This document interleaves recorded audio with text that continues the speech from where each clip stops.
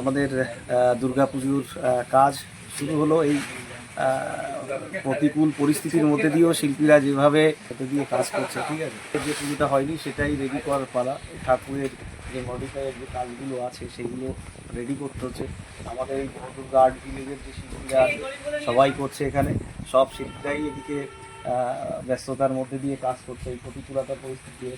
তাতে এই বছরে এত বড় একটা বিগ বাজেটের পুজো, গতবার যেটা হয়নি, গতবারই আমাদের একটা এর পেছনে প্রায় 70 লাখের ওপর খরচা ছিল, কিন্তু এইবার আরও বাড়বে। সেটা কতটা যাবে সেটা আমাদের এখন বলা কঠিন। তবে এই মুহূর্তে আমাদের গতবারের পুজোটাই এখানে রেডি করার একটা প্ল্যান রয়েছে। এই আশেপাশের সমস্ত প্রায় 20টা গ্রামের একটা উদ্যম জায়গায় গিয়ে আজকে এই পুজোটা সম্পন্ন হচ্ছে। আমাদের ক্লাব প্রেসিডেন্ট ছিলেন এখানে। আমরা প্রশাসনের সহযোগিতায় সরকারকে সাথে নিয়ে এই বছর আমাদেরই দলের সবাইকে নিয়ে, এখানে লোকাল যারা আছে তাদেরকে নিয়ে এই পুজো সম্পন্ন হচ্ছে। তো এই মুহূর্তে আমাদের শিল্পীরা কী প্রতিকূল পরিস্থিতি দিয়ে কাজ করছে, ভীষণ আনন্দিত।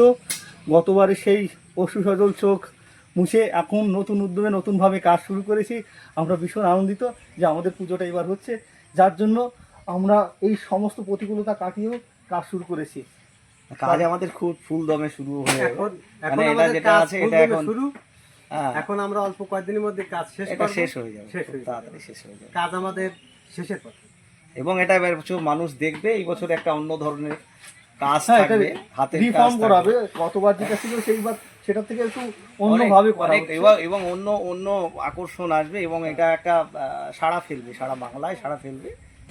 কামালপুর অভিযান সংঘ, সুজয় বিশ্বাস, অপূর্ব রায়, প্রশান্ত রায়।